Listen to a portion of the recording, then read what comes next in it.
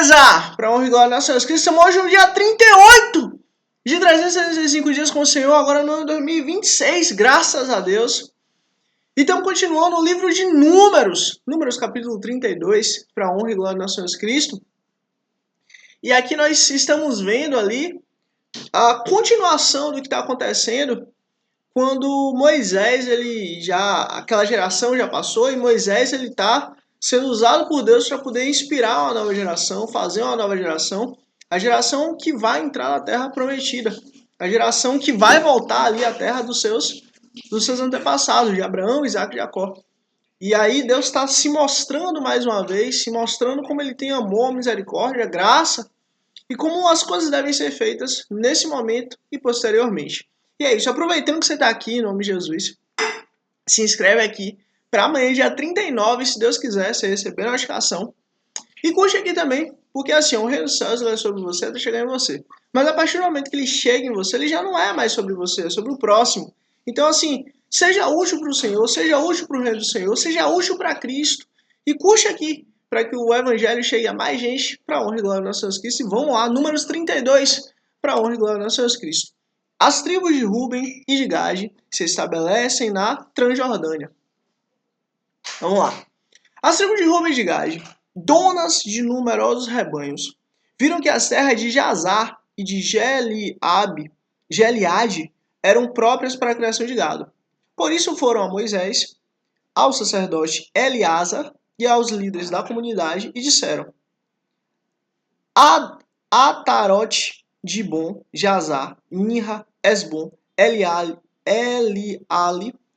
Sebam, Nebo e Beon, terras que o Senhor subjugou perante a comunidade de Israel, são próprias para a criação de gado, e os seus servos possuem gado.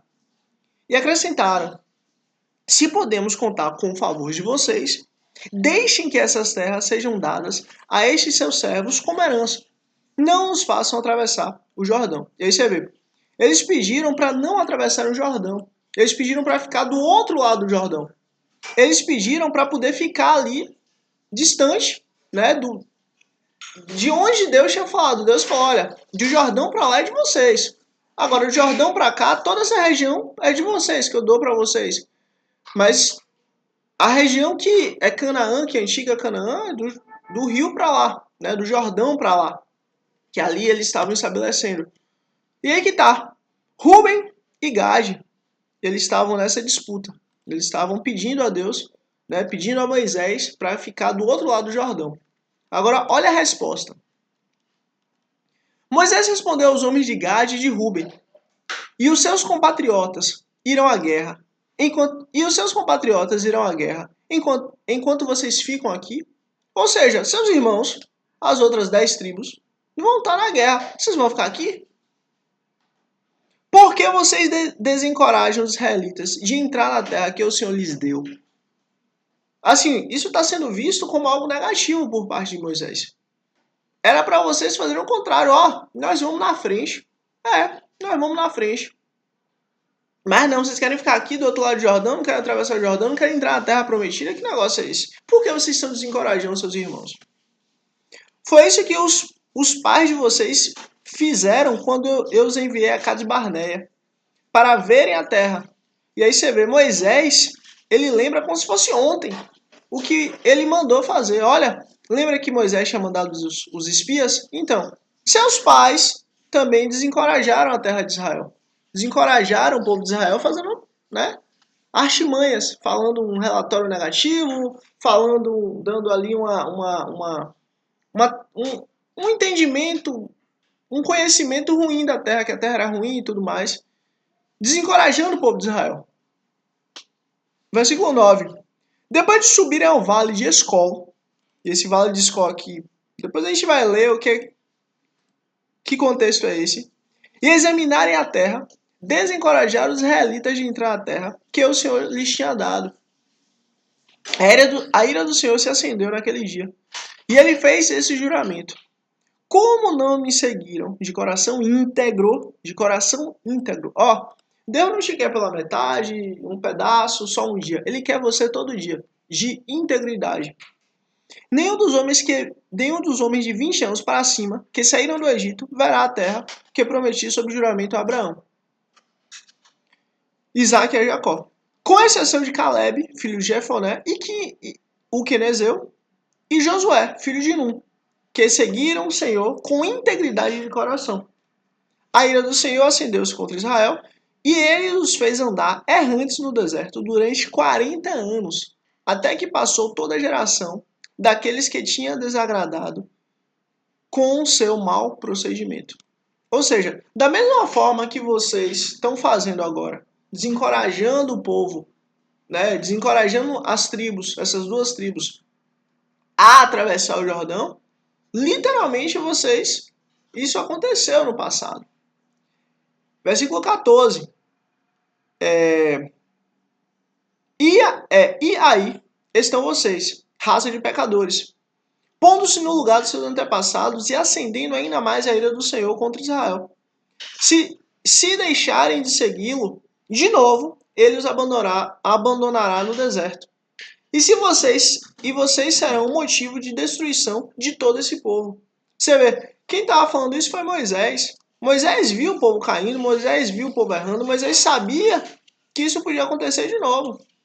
Por causa dessas duas tribos, toda a comunidade de Israel está em corrupção, está no erro, está na falha. E mais uma vez terem que ficar no deserto. Versículo 16. Então se aproximaram de Moisés e disseram: gostaríamos de construir aqui currais para o nosso gado e cidades para as nossas mulheres e para os nossos filhos. Mas nós nos armaremos e estaremos prontos para ir à frente dos israelitas, até que os tenha levado ao seu lugar. Enquanto isso, nossas mulheres e nossos filhos morarão em cidades fortificadas, para se protegerem dos habitantes da terra. Não retornaremos aos nossos lares enquanto todos os israelitas não receberem a sua herança. Não receberemos herança alguma com eles do outro lado do Jordão, uma vez que a nossa herança nos seja dada no lado leste do Jordão. E aqui, isso aqui é muito, muito lindo, porque assim, Deus está mostrando que existe duas tribos, a tribo de Gad e a tribo de Ruben, que elas vão literalmente ficar do outro lado do Jordão. Elas não vão ficar do lado de dentro do Jordão, elas vão ficar lá de fora. E historicamente, lá na frente, se Deus quiser, nós vamos ler que Jesus ele conversou com uma mulher chamada Samaritana. E essa região samaritana era uma região de vários povos que aos olhos dos judeus eram quase judeus e aos olhos dos homens, né, de quem não era judeu, eram judeus. Mas pela comunidade israelita, a comunidade que vivia ali em Jerusalém, a comunidade do templo, eles não consideravam os samaritanos como judeu pleno. Eram quase judeus, eram meio judeus. Eram judeus, sim, mas não de forma plena, como um judeu nascido em Jerusalém, por exemplo. Mas a questão é, nessa comunidade samaritana juntava várias pessoas. Não só judeus, mais egípcios, mais árabes, mais lá na frente, né? Outras tribos, persas, babilônios, enfim, vários povos estavam também se amontoando nisso. E justamente aqui, para honrar e glória do nosso Cristo, nós já começamos a ver que o Deus de Israel é o Deus também de outros povos. É o Deus que ele fala assim, olha, eu sou Deus de Israel. Mas para entrar em Israel e fazer parte de Israel, basta crer, basta querer. Você quer fazer parte da comunidade de Israel? Sim, você quer? Pronto, venha, faça parte. Deus não há empecilho em ver isso. E olha qual vai ser a resposta de Deus. Disse-lhes Moisés, se fizerem isso, se perante o Senhor vocês se armarem para a guerra, e se armados todos vocês atravessarem o Jordão perante o Senhor, até que ele tenha expulsado seus inimigos da frente dele, então, quando a terra estiver subjugada perante o Senhor, vocês poderão voltar e serão livres das suas obrigações para com o Senhor e para com Israel. E essa terra será propriedade de vocês perante o Senhor. Ou seja, vocês não vão receber terra do outro lado do Jordão, vocês vão receber essa terra que já é de vocês, ok? Se vocês assim quiserem, ok? Beleza? Vocês não vão ter mais obrigação de estar ali nas 12 tribos de Israel. Por quê? Né? Nas 10 tribos de Israel. Por quê? Porque vocês lutaram na guerra. Então, vocês já fazem parte disso. E perante o Senhor vocês fazem esse juramento. Versículo 23. Mas, se vocês não fizerem isso, estarão pecando contra o Senhor. E estejam certos de que vocês não escaparão do pecado cometido. E aí, só presta atenção nisso aqui. Vocês estarão pecando contra o Senhor. Nós entendemos, claro, que o pecado é contra Deus. Mas aqui, Moisés poderia ter falado assim, olha, vocês estão pecando contra os seus irmãos. Mas por que Deus não... Mas por que Moisés não falou? Vocês estarão pecando contra seus irmãos. Mas sim, vocês estarão pecando contra o Senhor. Olha, todo pecado cometido, ele não é cometido contra outro homem, contra outro indivíduo. Ele é cometido contra Deus. Quando você pega o que não é seu, você não está pegando do outro, você está pegando de Deus. Quando você fala o que não é verdade, você não está falando o que é verdade para outra pessoa. Você está falando para Deus. Quando você, mesmo sem fisicamente tirar a vida de alguém, mas ter essa vontade, esse ímpeto, você não está tirando a vida de alguém, você está tirando ali como se fosse a vida do próprio Deus. Por quê? Porque todo pecado cometido, ele é cometido contra Deus. O ser humano, ele acaba sendo a vítima do pecado. Tanto aquele que comete, quanto aquele que foi a vítima. Ambos são vítimas do pecado. Mas a questão é, todo pecado cometido, ele sempre é contra Deus. Por isso que Moisés falou, vocês estão pecando contra o Senhor. Construam cidades para suas mulheres e crianças, e currais para os seus rebanhos. Mas façam o que vocês prometeram. Cumpram a palavra de vocês. Versículo 25. Então os homens de Gade e de Ruben disseram a Moisés, nós, seus servos, faremos como o meu Senhor ordena. Nossos filhos e nossas mulheres e todos os nossos rebanhos ficarão aqui na cidade de Gileade. Mas os seus servos, todos os homens, armados para a batalha, atravessarão para lutar perante o Senhor, como o meu Senhor está dizendo. Acabou.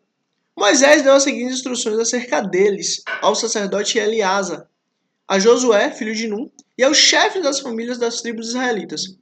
Se os homens de Gade e de Ruben, todos eles armados para a batalha, atravessarem o Jordão com vocês perante o Senhor, então quando a terra for subjugada perante vocês, entregue-lhes como propriedade a terra de Gileade, onde eles estão.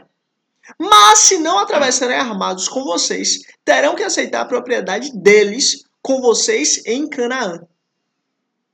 Olha, Moisés foi muito claro. Se eles estiverem com vocês, eles fazem parte da herança. Se eles não estiverem com vocês, eles também vão fazer parte da herança. Mas não a herança de Gileade, mas sim a herança de Canaã, no meio das 12 tribos.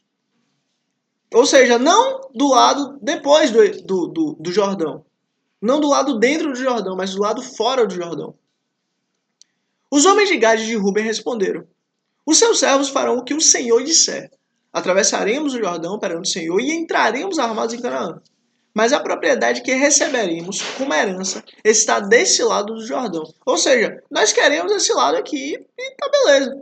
É isso que a gente quer.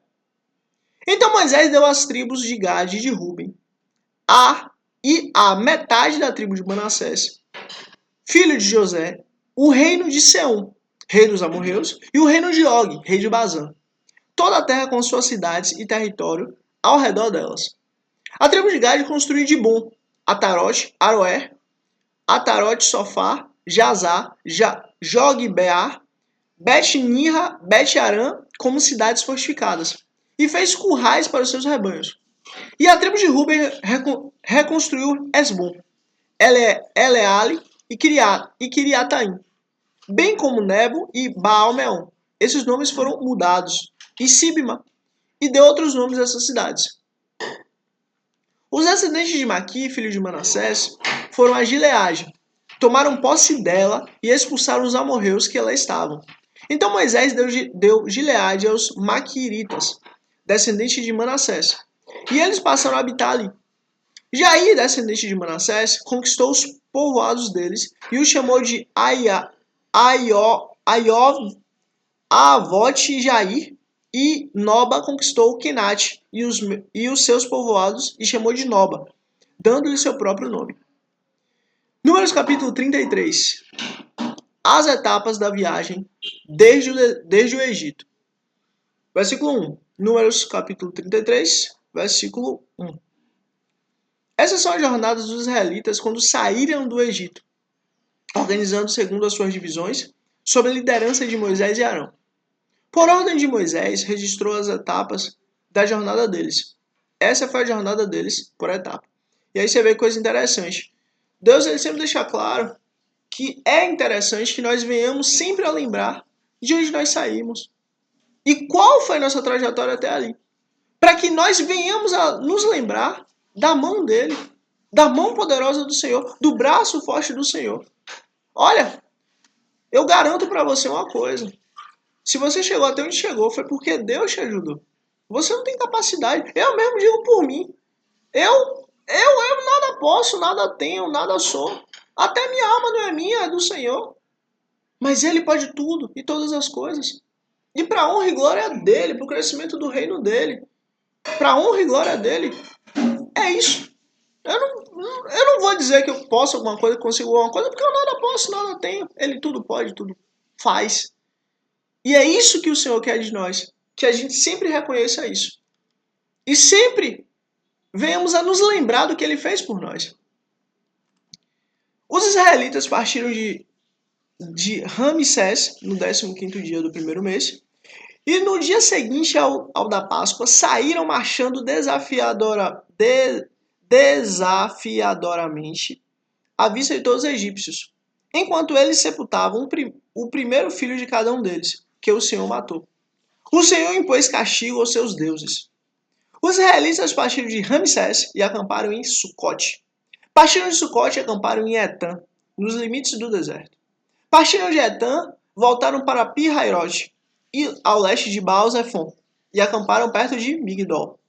Partiram de Pi-Hairote e atravessaram o mar, chegando ao deserto. E aí você vê, e atravessaram o mar. Rapaz, eles não atravessaram o mar de canoa, não atravessaram o mar de avião, não atravessaram o mar de barco, não. Eles atravessaram o mar pisando em terra firme, com o pé seco, tranquilo, andando. Atravessaram o mar andando. Partiram de Pi-Hairote e atravessaram o mar. O mar.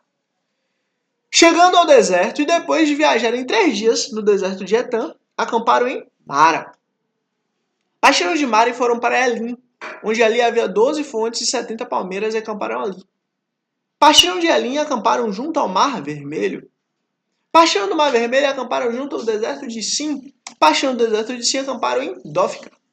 Partiram de Dófica e acamparam em Alus. Partiram de Alus e acamparam em Refidim, onde não havia água para o povo beber. Partiram de Refidim e acamparam no deserto do Sinai. Partiram do deserto do Sinai e acamparam em Kiriote Hatavá. Partiram de Kiriote Hatavá e acamparam em Azerote. Partiram de Azerote e acamparam em Ritma. Partiram de Ritma e acamparam em Rimon Perez. Partiram de Rimon Perez e acamparam em Líbina. Partiram de Líbina e acamparam em Rissa. Partiram de Rissa e acamparam em Quelate. Partiram de Quelate e acamparam no Monte Sefer. Partiram do Monte Sefer e acamparam em Ararat. Em Arada. Partiram do Monte Sefer e acamparam em Arada. Partiram de Arada e acamparam em Maquelote. Olha, se você quer ler todos os nomes e todos os lugares que eles passaram, pode ir lendo aqui, vai dando pausa, que foi muito lugar. Só aí eles passaram 40 anos, então foi muito lugar que eles passaram. Se você quiser ir lendo, pode ir lendo aqui e vamos seguir o texto por causa do horário. Mesma coisa da genealogia, né? Genealogia também a gente tem que pular por causa do horário, mas se você quiser ir lendo, pode ir dando pausa aí que você vai lendo esses locais todos. Versículo 37. Partiram de casa e acamparam no Monte Or. Aí, continua ainda. Na fronteira de Edom. Por ordem do Senhor, o sacerdote Arão subiu ao Monte Or, onde morreu no primeiro dia do 5º mês do 40º ano depois que os israelitas saíram do Egito. Arão tinha 123 anos de idade quando morreu no Monte Or. O rei cananeu de Arad, que vivia em Negueb, na terra de Canaã, soube que os israelitas estavam chegando. Eles partiram no Monte Ó e acamparam em Zalmona. E aqui continua ainda. Partiram de um lugar, foram para o outro, Se quiser ler, pode ir lendo. Versículo 48. Partiram do Monte Abarim e acamparam nas campinas de Moabe, junto ao Jordão, frente a Jericó. Nas campinas de Moabe, eles acamparam junto ao Jordão, desde Bet-Jesimote até Abel-Sitim. As normas para ocupação e distribuição de Canaã. Nas campinas de Moabe, junto ao Jordão, frente a Jericó, o Senhor disse a Moisés: diga aos israelitas, quando vocês, Deus não está perguntando, vocês vão atravessar, vocês querem, vocês estão dispostos, não. Quando? Vocês vão atravessar, isso é certo. Agora, quando vocês atravessarem o Jordão para entrar em Canaã, expulsem da frente de vocês todos os habitantes da terra. Destruam todas as imagens esculpidas e todos os ídolos fundidos, e derrubem todos os altares idólatras deles. Apoderem-se da terra e instalem-se nela, pois eu lhes dei a terra para que dela tomem posse. Distribuam a terra por sorteio, de acordo com os seus clãs. Aos clãs maiores vocês darão uma herança maior, e aos menores uma herança menor. Cada clã receberá a terra que lhes cair por sorte. Distribuam-na entre as tribos dos seus antepassados. Se, contudo, vocês não expulsarem os habitantes da terra, aqueles que vocês permitirem ficar se tornarão o quê? Farpas em seus olhos e espinhos em suas costas. Eles lhes causarão problemas na terra em que vocês irão morar. Então farei a vocês o mesmo que planejo fazer a eles. Você vê, Deus está deixando claro. Olha, tira o povo. Porque se vocês deixarem, esse povo vai fazer mal a vocês. E o pecado e a justiça de Deus que vai cair sobre eles, também vai cair sobre vocês. Ou seja, tire o povo. E se Deus quiser, nós vamos ler que isso não aconteceu. Nós vamos ler, para honra e glória nosso Jesus Cristo, que Israel acabou fazendo aliança com um povo que era vizinho. E isso deu muito problema.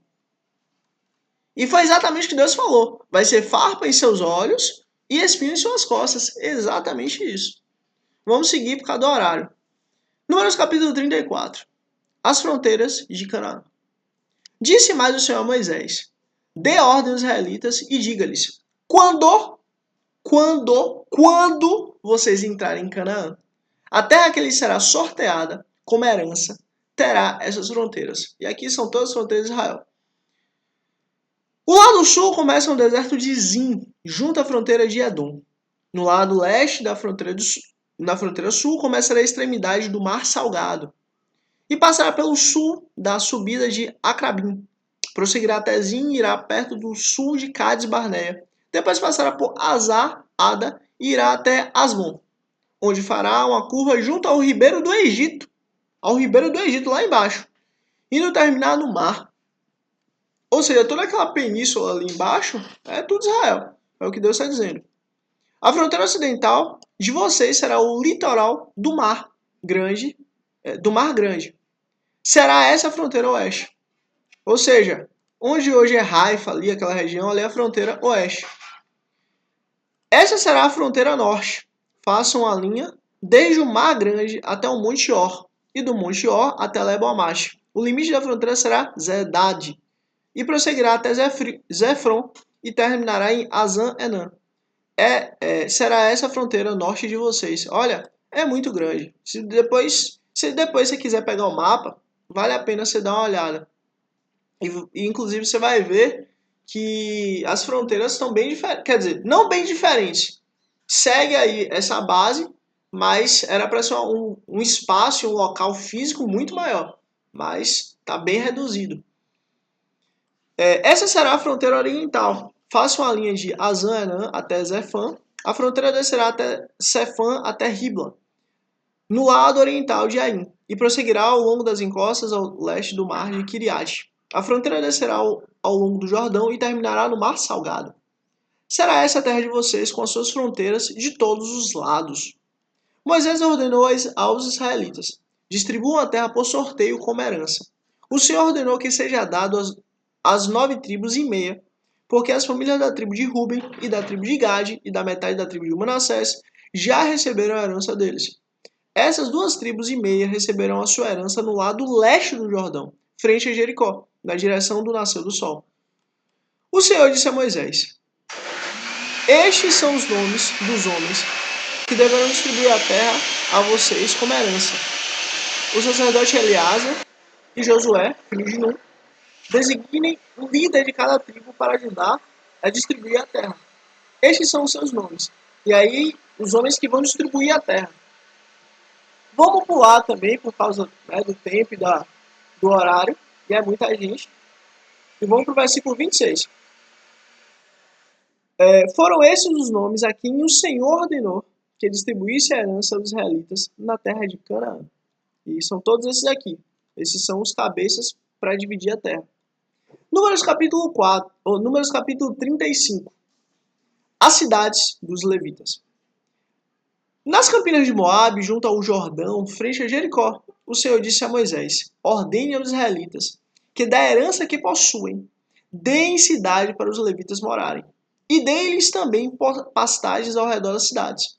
Assim eles terão as cidades para habitar e pastagens para o gado, para os rebanhos e para todos os outros animais de criação.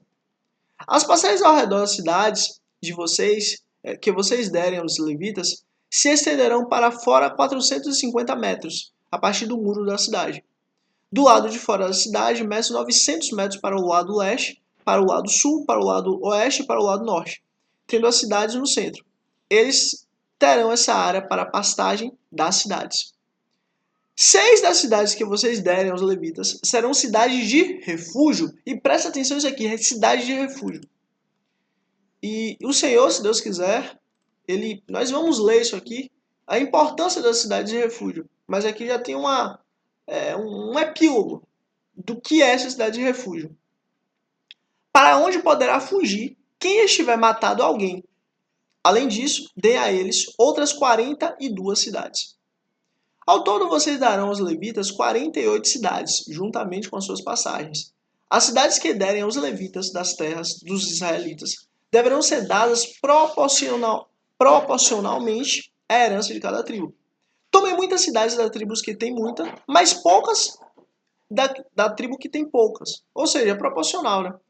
A cidade de refúgio. E aqui o Senhor já vai falar sobre a cidade de refúgio. Disse também o Senhor a Moisés: diga aos israelitas, quando vocês atravessarem o Jordão e entrarem em Canaã, escolha algumas cidades para serem sua cidade de refúgio, para onde poderá fugir quem tiver matado alguém sem intenção. Alguém que matou outra pessoa sem intenção. Foi um acidente. Pronto. Eles vão poder fugir para lá. Entende? Eles serão locais de refúgio contra o vingador da vítima, a fim de que alguém acusado de assassinato não morra antes de apresentar-se para o julgamento perante a comunidade. Ou seja, isso aqui Deus já está impondo o devido processo legal. Como assim? É necessário que alguém que seja preso, que vá preso, ou que tenha alguma punição, ele passe antes por um julgamento justo. Se não houver julgamento justo, a pessoa não vai poder ter alguma sentença contra ela. Agora, pode acontecer da pessoa querer se vingar, né? Da família querer se vingar. Mas aí que tá. A pessoa vai ter que, para ela não falecer, ela vai ter que ir para essa cidade de refúgio e ficar lá guardadinha. As 6 cidades que vocês derem serão sua cidade de refúgio. Designem 3 cidades de refúgio desde o lado do Jordão e 3 outras em Canaã. As 6 cidades servirão de refúgio para os israelitas, para os estrangeiros residentes e para quaisquer outros estrangeiros que vivam entre eles, para que todo aquele que tiver matado alguém sem intenção possa fugir para lá. Ou seja, 3 dentro do Jordão e 3 fora do Jordão. E aí Deus vai dar um exemplo do que é isso aqui. Do que é a cidade de refúgio e do que é matar alguém sem intenção. Presta atenção aqui. Se um homem ferir alguém com um objeto de ferro, de modo que essa pessoa morra, ele é assassino. O assassino terá que ser executado. Ponto. Ou se alguém tiver nas mãos uma pedra que possa matar e ferir uma pessoa de modo que ela morra, é assassino. O assassino terá que ser executado. Ou se alguém tiver nas mãos um pedaço de madeira que possa matar e ferir uma pessoa de modo que ela morra, é assassino. O assassino terá que ser executado. O vingador da vítima matará o assassino. Quando o encontrar, o matará. Se alguém com ódio empurrar uma pessoa premeditadamente ou atirar alguma coisa contra ela de modo que ela morra, ou se com hostilidade der-lhe um soco provocando a sua morte, ele terá que ser executado. É assassino. O vingador da vítima matará o assassino quando encontrá-lo. Olha, Deus está deixando muito claro. Até duas pessoas ali, dois irmãos ali discutindo, brigando. Um irmão pode até acontecer de bater no outro. Pode acontecer um irmão bater no outro. Agora, se o irmão bater no outro de maneira para matar, ele é assassino. Ou seja, se a pessoa está com uma pedra na mão, larga a pedra. É mão em mão, pronto. Tá com um pau na mão, larga o pau. É mão em mão. A intenção que Deus está deixando claro é: não matem um ou outro. E quem matar é assassino, ponto. Versículo 22. Todavia, se alguém sem hostilidade, ou seja, sem a vontade de matar, empurrar uma pessoa ou tirar alguma coisa contra ela sem intenção, tá vendo? Sem intenção, sem hostilidade, ou se sem vê-la deixar cair sobre ela uma pedra que possa matá-la e ela morrer, então, como não era sua inimiga e não pretendia feri-la, a comunidade deverá julgar entre ele e o vingador da vítima, de acordo com essas leis. Ou seja, se houve ali a perda de uma vida, mas não havia ali a intenção prévia, é isso que Deus está dizendo. Essa pessoa vai ter que fugir para a cidade de refúgio até chegar o dia do seu julgamento, né, para que ela possa ter um julgamento justo. A comunidade protegerá o acusado do assassinato do vingador da vítima e o enviará de volta à cidade de refúgio, para onde tinha fugido. Ali permanecerá até a morte do sumo sacerdote, que foi ungido com óleo santo. Se, contudo, o acusado sair dos limites da cidade de refúgio, para onde fugiu, e o vingador da vítima o encontrar fora da cidade, ele poderá matar o acusado sem ser culpado de assassinato. O acusado deverá permanecer em sua cidade de refúgio até a morte do sumo sacerdote. Ou seja, a pena aqui, ele está preso, ele está ali pagando a pena. A pena dele vai ser ficar lá até o sumo sacerdote falecer. Essa está sendo a pena dele, ponto. Somente depois da morte do sumo sacerdote ele poderá voltar à sua propriedade. Essas exigências legais serão para vocês e para suas futuras gerações, onde quer que vocês vivam. Quem matar uma pessoa terá que ser executado como assassino mediante depoimento de testemunhas. Mas ninguém será executado mediante depoimento de apenas uma testemunha. Ou seja, Deus está deixando claro, olha, se tiver duas testemunhas, tudo bem. Ela pode ser executada. Mas se não, não pode. Não aceitem resgate pela vida de um assassino. Ele merece morrer. Certamente terá que ser executado. E aí isso que é interessante, porque assim, Deus deixa claro.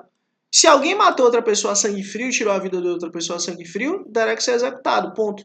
Mas se alguém tirou a vida de outra pessoa sem a intenção, terá que ficar na cidade de refúgio até o sumo sacerdote falecer.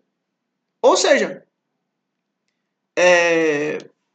em todos os casos, tanto em tirar a vida com vontade, tanto em tirar a vida sem vontade, vai ser pago.